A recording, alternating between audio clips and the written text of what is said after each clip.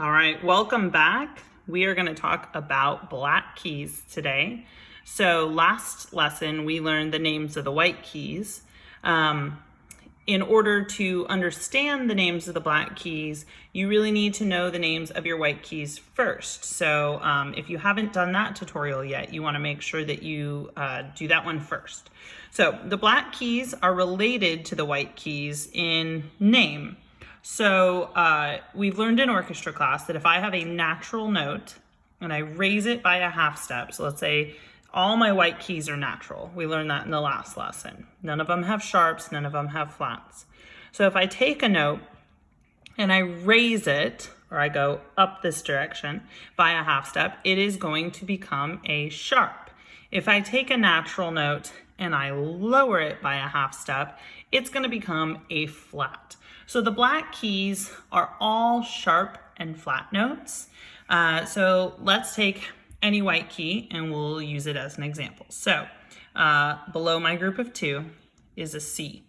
So if I have a C right here, if I go up to the black key, that's a step up the keyboard, that is a sharp of this white key. So this is C sharp. Now here's where it gets a little bit tricky. This note is D. If I go to that same black key, it can also be called D flat. So this note right here that I'm touching is called C sharp or D flat.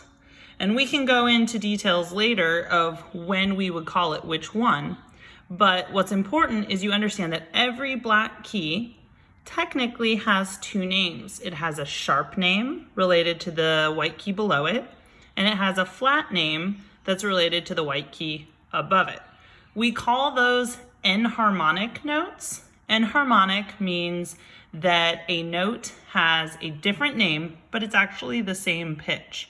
So if I said that this note is D sharp, its enharmonic equivalent is E flat. Same note, but called a different name. So let's go through all of them. So here, this note is F, if we learned our white keys. So F, I go up, this is F sharp. It is also related to G as G flat. So then if I take a step up from G, that is G sharp, also known as A flat. This note here is A sharp, also known as B flat. Here's C, C sharp. I see my child has gotten something on the keyboard. And it's also known as D flat. This one would be D sharp or E flat.